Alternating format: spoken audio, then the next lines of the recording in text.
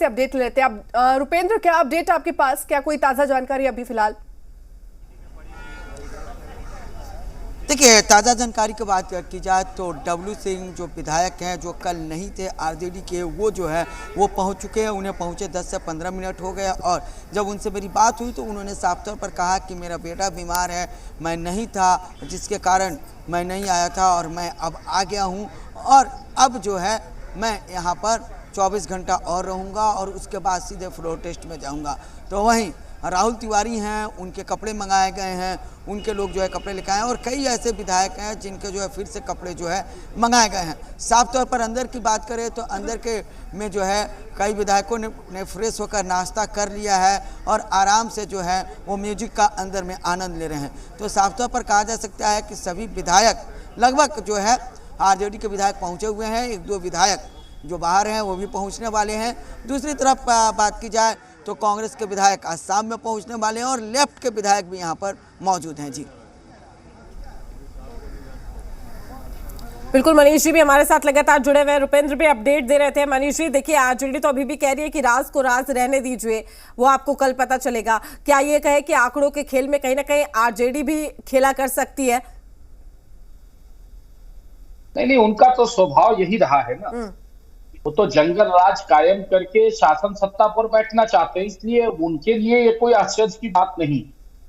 लेकिन देखिए, ये 90 का बिहार नहीं है। ये भूल रहे हैं आरजेडी वाले लोग कि बिहार बदल गया है। अब यह नरेंद्र मोदी जी का बिहार है, नीतीश कुमार जी का बिहार है और ऐसे में वो जंगल राज स्थापित करना चाहते हैं। मुझे नहीं लगता है कि उसमें किसी प्रकार की कोई कामयाबी उनको मिलेगी। देखिए, हम लोग भी सत्ता से हटे थे, लेकिन हम लोगों ने कभी इस प्रकार की बात नहीं की थी। ठीक है, जब किसी एक दल को बहुमत नहीं होता है तो जब कई दल मिलकर सरकार बनाते हैं तो अगर गठबंधन नहीं है साथ में तो जो संख्या वैसे ही समाप्त हो जाती है। तो उस सच्चाई को स्वीकार करना चाहिए। हम लोगों ने कभी इस प्रकार का माहौल खड़ा नहीं किया था। लेकिन हाँ, ठीक है, हमारे विधानसभा के अध्यक्ष ने वो अपनी बातों को रखने के लिए वो अंतिम समय में इस्तीफा दिया था, वो अलग विषय था। लेकिन सरकार के ऊपर हम लोगों ने इस प्रकार की कोई दावेदारी नहीं की थी। लेकिन इनका चूंकि चरित्र यही है राष्ट्रीय जनता दल का, मैं तो कहूंगा कि यह तो तेजस्वी यादव है कि गिटार बजवा रहे हैं। लालू प्रसाद अभी होते तो वो किस प्रकार का नाच करवाते थे यह सभी लोगों ने देखा है, ये छुपा हुआ थोड़ी है। उसका थोड़ा बहुत असर जरूर दिख रहा है तेजस्वी यादव में। हाँ, एक बात मैं जरूर कहना चाहूंगा, मीडिया को निश्चित रूप से अंदर जाने देना चाहिए। आखिर में अंदर में व्यंजन कौन कौन से परोसे जा रहे हैं, कौन कौन से पेय पदार्थ दिए जा रहे हैं, इसकी भी जानकारी मीडिया के माध्यम से बाहर निश्चित रूप से आनी चाहिए।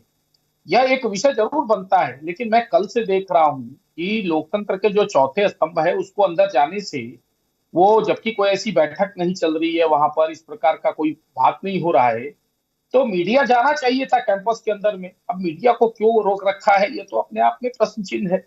और निश्चित रूप से जिसके घर खुद शीशे के हों, उनको कम से कम दूसरे के घरों पर पत्थर चलाने का तो सोचना भी नहीं चाहिए। और राष्ट्रीय जनता दल आज की तारीख में उसी दौर से गुजर रही है। का खेल तो अभी भी हो सकता है।